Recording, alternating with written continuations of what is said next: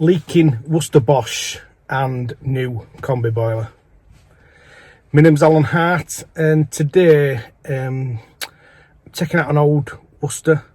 This Worcester, well, it's not even that old actually. It's probably about 8 years old, something like that. It's had quite a few leaks, and the customer's just fed up with it, so they decided they wanted to change it. It had a leak.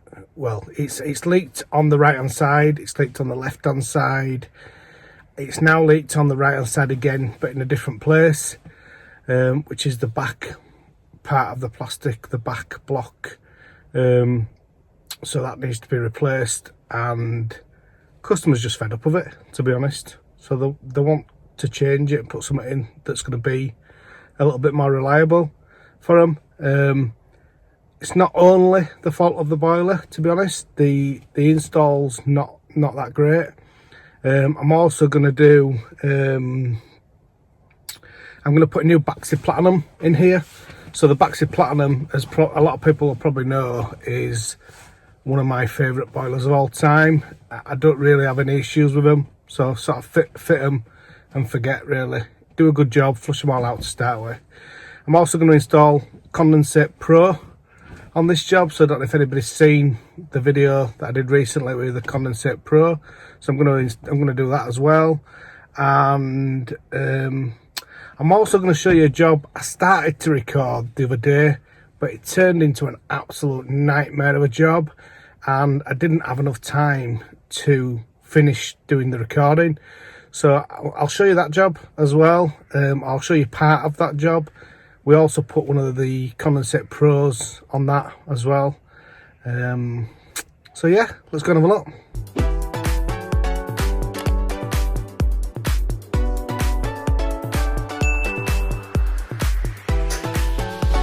Donny's back, look. Are you alright, Donny? I'm good. It's going to be on this video today, aren't you, Donny? You're going to take this boiler out? Yeah. So we've got this Worcester Bosch boiler. Customers fed up with it. It keeps leaking. To be fair, they've had a few people come to it that maybe haven't done the best job as well. And we're going to update this condensate pipe as well. Also, there's no control on this. There's no thermostat. So we're going to update that as well. Put a thermostat on. This has been repaired. This has been repaired before as this Worcester, and this clip here, so they've done something with flow turbine adapter in here, but they haven't put the clip back in correctly. Have a look there. So that's been repaired before. This side's been repaired as well. So they've had, this side's leaked, that's been repaired, but now it's leaking just at the back here. I don't know if you can see. It's a bit awkward to see on video.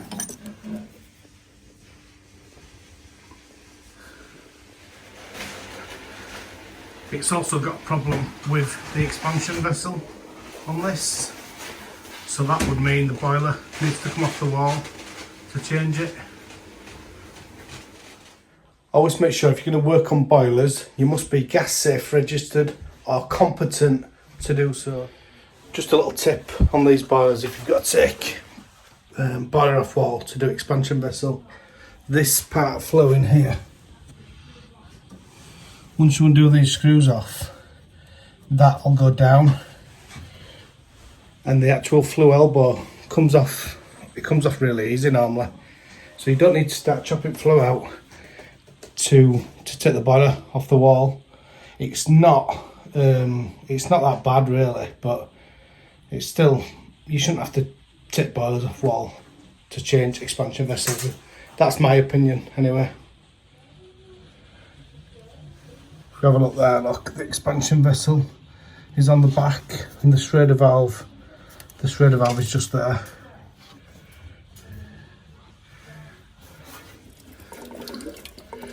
That's the connection for the expansion vessel there. You just pull this out and then pull that up. As you can see there, water's coming out of there, and that's because the expansion vessel's just full of water, just needs changing.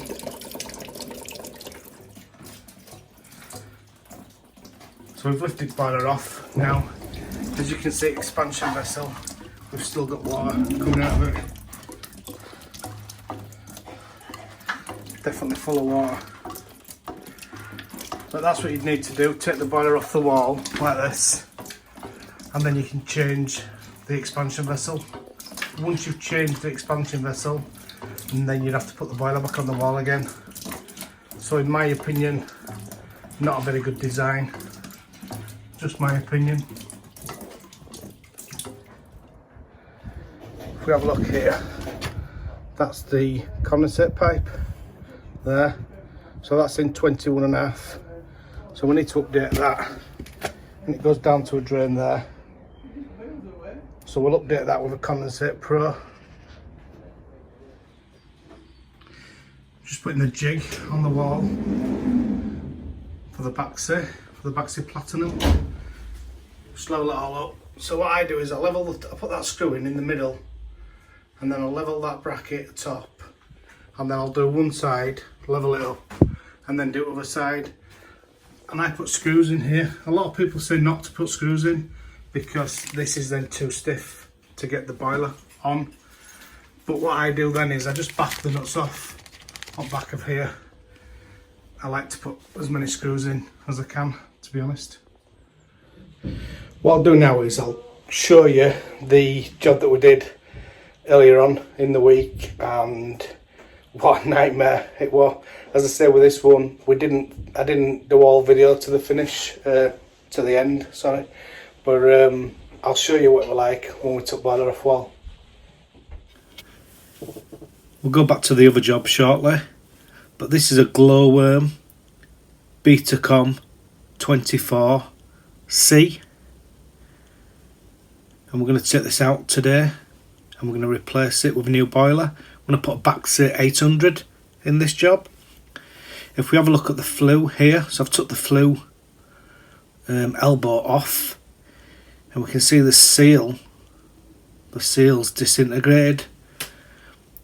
I had another one of these as well recently, where flue seal were like this as well. So I don't know if it's not been installed correctly to start with, or if there's just an issue with these seals. I'm not sure about that.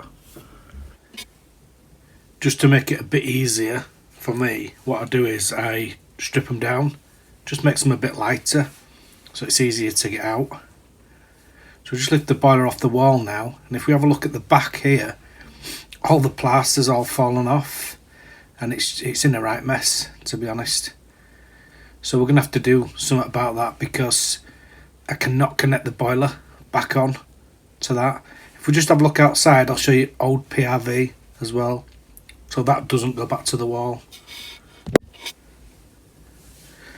So as we can see here, I've had to chop all the plaster off. It was just all loose, and the brickwork above were just falling out.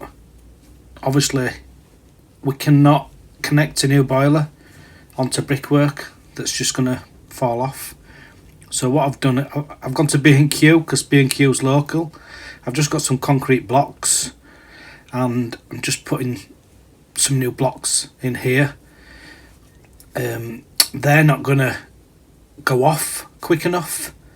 So what I need to do, I need to put a board over this. So I've also got some 18mm ply. So I'm just going to put some 18mm ply on. I'm going to cut that flue hole out a little bit more, but I've just put this on temporary for now. I've just got these screws with plugs that go all the way through as well. Fireproof boarding cut to the exact size if required. We've got the overflow pipe, the old overflow pipe here, sticking out of the wall. Obviously the old boiler was a condensing boiler. So what that means is we can use the new drift kit from Condensate Pro, and the drift kit comes in different sizes. So one that goes inside overflow pipe, so we can use that, and then there's one that goes inside 1.25 inches and 1.5 inches as well. So then we can just use that, just put that inside, and it'll centralise centralise it for the core drill, so when we do the core drill it makes it a lot easier. And that's the Condensate Pro now, and that's all installed.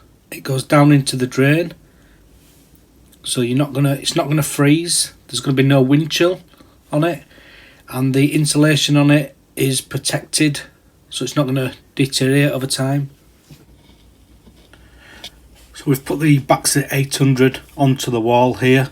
Unfortunately, this is the only picture that I've got. We ended up working really late on this job, but it's got a Baxi 800. It's got a 10-year parts and labour warranty. What we'll do now, we'll go back to the other job. We'll go back to the Baxi Platinum job. So we've got the boiler on the wall, the Baxi Platinum, and at the moment I'm flushing it underneath on the pipe. So I've just got some pipes connected, flushing it out.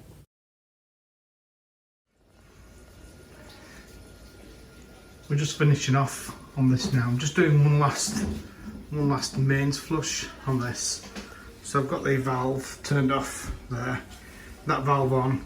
I've got full and loop, fully open. Clean water's going through the boiler and then round system and then out here. You can see the water in the system is absolutely spotless. We've taken the condensate down inside as much as possible, and then it just goes out to drain outside. I'm just going to put some inhibitor into the system now. I'm going to put some Sentinel in this one, X100. I'm just going to take this bleed point out of here, and then I'm going to pour it into this.